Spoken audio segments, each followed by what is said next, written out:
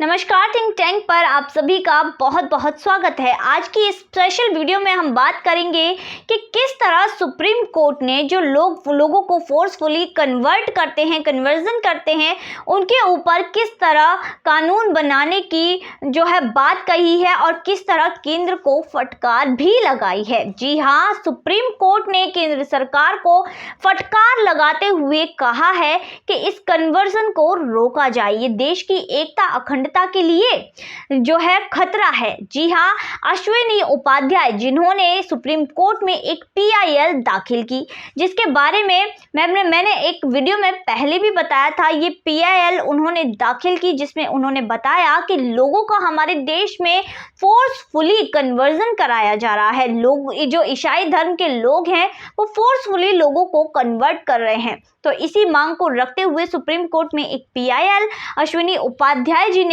दर्ज कराई, जिसमें सुप्रीम कोर्ट ने इस मामले को सीरियसली लिया, जिसमें उन्होंने इस मामले को सीरियसली लेकर सुप्रीम कोर्ट का जो फैसला आज आया है उसके बारे में बात करेंगे।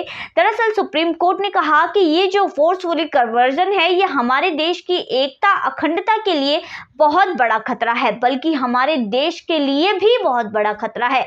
तो इस पर केंद्र सरकार को कानून बनाना चाहिए, इस पर कुछ करना चाहिए। इस तरह की बात सुप्रीम कोर्ट द्वारा कही गई कि हमारी देश की सिक्योरिटी के लिए भी खतरा बन सकते हैं। इस कन्वर्जन के बारे में सुप्रीम कोर्ट के ये दोनों जज MR शाह और हेमा कोहली, इन दोनों जजों ने इस तरह की बात की और कहा कि हमारे देश में कन्वर्जन एक बहुत ही बड़ी जो है एक ऐसी चीज बन गई है जो बहुत ही बड़ी संख्या में की जा रही है।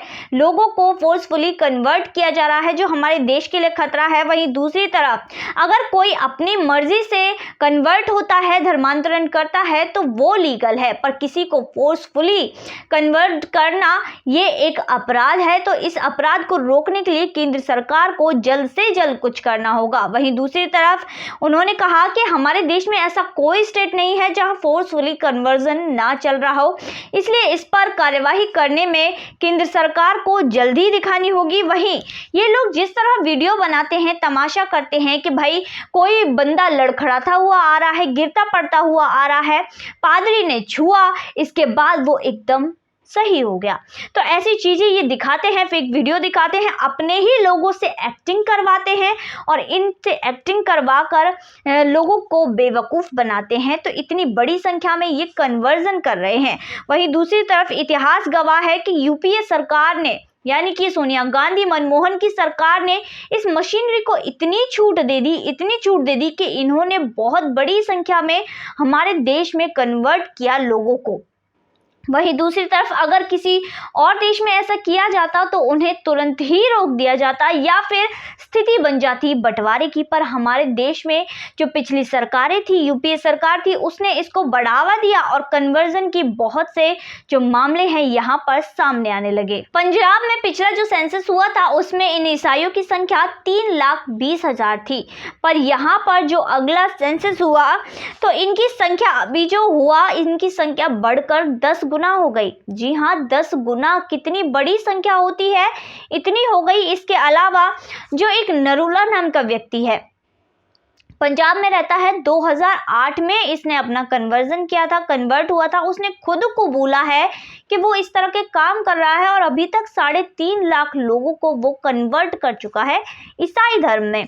तो ये एक बहुत बड़ा रैकेट है। केंद्र सरकार को इस पर कानून बनाना चाहिए। ये सरकार को छोड़ देना चाहिए कि जो वेस्टर्न मीडिया है वो क्या सोचेगी, जो बाहर के देश हैं वो क्या सोचेंगे, क्योंकि हमें अपने देश के बारे में सोचना है, हमें अपने देश के बारे में सोचना है, क्योंकि इस तरह के कामों से हमारे देश के लिए बहुत बड़ा खतरा हो सकता है। हमारे देश के लिए ये कन्वर्जन बहुत बड़ा खतरा बन सकता है। ये केंद्र सरकार को अभी सोचना होगा, क्योंकि अभी नहीं तो कभी नहीं, क्योंकि यहाँ पर जो चीज़ें सामने आ रही हैं, जिस तरह से ये अपनी संख्या बढ़ा रहे हैं, वो देश के लिए खतरा बन सकती है। तो आज की वीडियो में बस इतना ही, फिर मुलाकात होगी ऐसे ही नए मुद्दे के साथ। तब तक के लिए देखते रहिए थिंक टैंक।